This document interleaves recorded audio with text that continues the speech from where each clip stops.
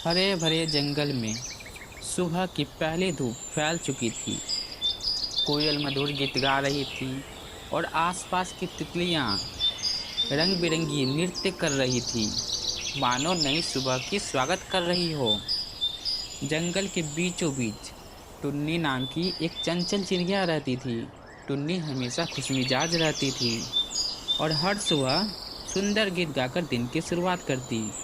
आज भी टुन्नी ने अपना प्यारा घोंसला छोड़ा ही था कि वह खेत की ऊंचाई पर तेजी से उड़ने लगी और अपनी मीठी आवाज में बोली, अरे वाह, आज का मौसम कितना सुहाना है।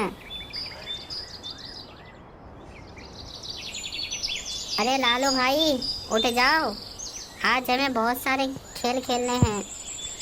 टुन्नी की बात सुनकर उसके आलसी दोस्त काका भैया कालू, जो ऊंची साख पर आराम से सो रहे थे, आंखें मलते हुए बोले, ओह टुन्नी, तुम्हारी तो सुबह ही बहुत मधुर होती है। मुझे थोड़ा और सोने दो, अब तो उजाला हो गया है।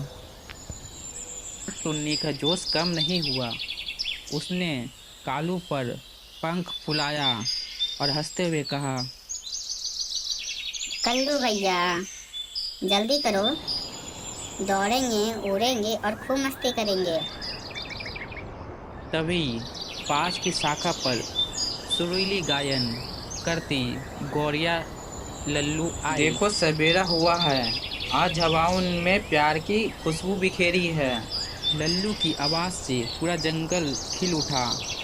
टुन्नी ने लल्लू को गले लगाया और हंसकर बोली, वाह लल्लू, क्या सुरीला गीत है। चलो मिलकर कोई मजेदार खेल खेलते हैं। तभी अचानक पेड़ के पीछे से बीबी बीबी की आवाज़ गूंजी। टुन्नी और उसके दोस्त चौंक उठे। एक ऊंची शाख पर फुर्तीला बंदर बिल्लू तेजी से नीचे आया। उसकी शरारती हंसी जंगल में गूंज उठी।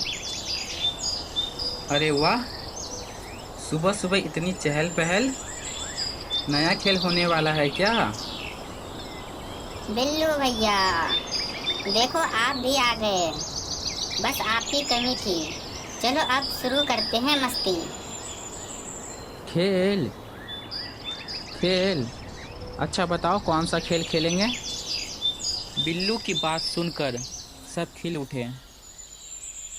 बिल्लू ने एक केला निकाला और हवा में उछाल दिया, जैसे खेल की घोषणा हो गई हो। और खेल शुरू हो गया। केला फेंका गया और टुन्नी, लल्लू, कल्लू दौड़ने लगे। तीनों ने पूरी ताकत से दौड़ लगाई। मैदान में हंसी और मस्ती की लहर दौड़ गई।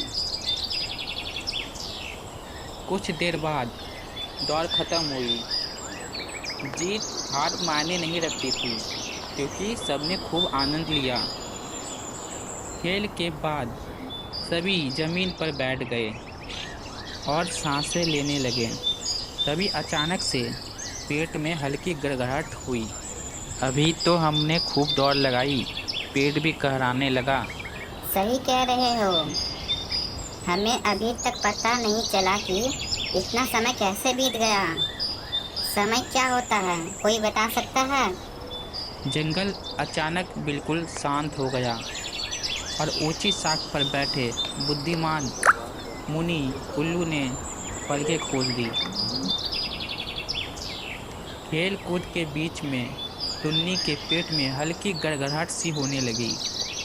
दोस्तों, अब कितने बजे होंगे? मुझे नहीं पता टुन्नी, पर सूरज छतरी की तरह है। शायद दोपहर हो गई। और किसे है इसका पता? मैं तो बस सोता रहूं। देख, भूख लग गई है मुझे। इसी बीच पास की उसी शाख पर बुद्धिमान उल्लू ने उसकी बातें सुन ली। समय जानना चाहते हो बच्चों? हाँ उल्लू जी। हमें समय का रहस्य जानना है। समय क्या होता है उल्लू जी? समय एक नदी की तरह बहता है, जिसमें हर क्षण लहरों की तरह आगे बढ़ता जाता है और वह वापस नहीं आता।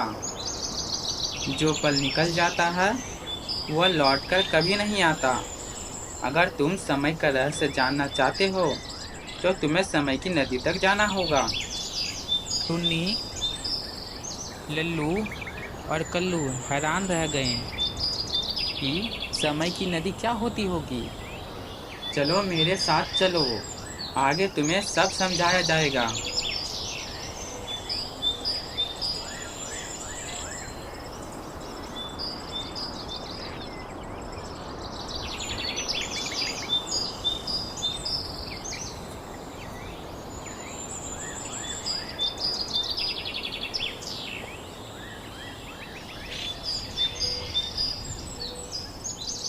उल्लू जी, टुन्नी, लालू और कल्लू धरती की नमी को अपने पैरों से महसूस करते हुए गहरे जंगल में आगे बढ़ने लगे। अंधेरा और गहरा होता जा रहा था, लेकिन उल्लू जी की चमकती आँखों ने सबको राह दिखाई। रास्ते में तितलियाँ मंद मंद चमक रही थी। दूर कहीं वन्यजीवियों की हल्की आवाज़ सुनाई दे रही थी और उल्लू की धीमी हुक मोहल्ले को रहस्यमयी बना रही थी। ये अब भी यकीन नहीं हो रहा। उल्लू जी, हम सभी समय की यात्रा पर जा रहे हैं। नदी तक पहुँचेंगे? मुझे अब भी यकीन नहीं हो रहा। समय के रहस्य की यात्रा पर हम जा रहे हैं। हाँ, ये तो बड़ी मज़ेदार बात है। जैसे जैसे वे आगे बढ़े, सामने एक खुला मैदान दिखा। उसकी ओर बहती एक चमचमाती नदी थी, जिसकी सतह पर चांदनी पड़ रही थी। नदी के किनारे उतरकर टुन्नी ने पानी में झांका। पानी सितारों की तरह टिमटिमा रहा था और हर लहर में कोई संदेश छुपा मालूम हो रहा था। टुन्नी का पैर लड़खड़ा गया। वह लुल्लू की चोंच से टकराई और एक विशाल मेंढक अचानक पानी में कूद गया। टुन्नी, तुमने कुछ देख लिया? नहीं यार, लगता है यह मेंढक हमारा खेल समझ बैठा। वैसे लगता है समय की पहिया हमें चकमा दे रही है। तीनों जोर जोर से हंस पड़े, फिर शांत से पानी की ओर देखने लगे। नदी की ठंडी कलकल में धीरे धीरे फुसफुसाहट उठी।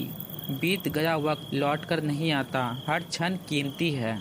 ये आवाज़ कहाँ से आई? शायद यही समय की नदी हमें कुछ सिखा रही है। टुन्नी को अब समझ आया कि समय की नदी ने संदेश दिया है। समय बहता रहता है और जो बीत जाता है वो लौटकर नहीं आता। समय की नदी को धन्यवाद देते हुए टुन्नी, लल्लू और कल्लू और उल्लू जी के साथ घर लौटने की राह पर पकड़े। पहली किरणों की सुनहरी रोशनी टुन्नी के घोंसले पर पड़ी थी।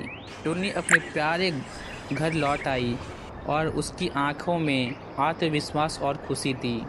उसने जान लिया कि समय कीमती चीज़ है। जो पल बीत जाता है वह वापस नहीं आता। समय की नदी की दी हुई सीख को दिल में रखकर उसने निश्चय किया कि हर पल का सदुपयोग करेगी। यह कहानी हमें यह सिखाती है कि समय की कदर करना चाहिए। समय हमें मिला है, अनमोल उपहार है, इसे व्यर्थ मत गवाओ। अंत में हम सभी को यही याद रखना है कि समय कीमती है, जो बीत गया वो लौट कर नहीं आता।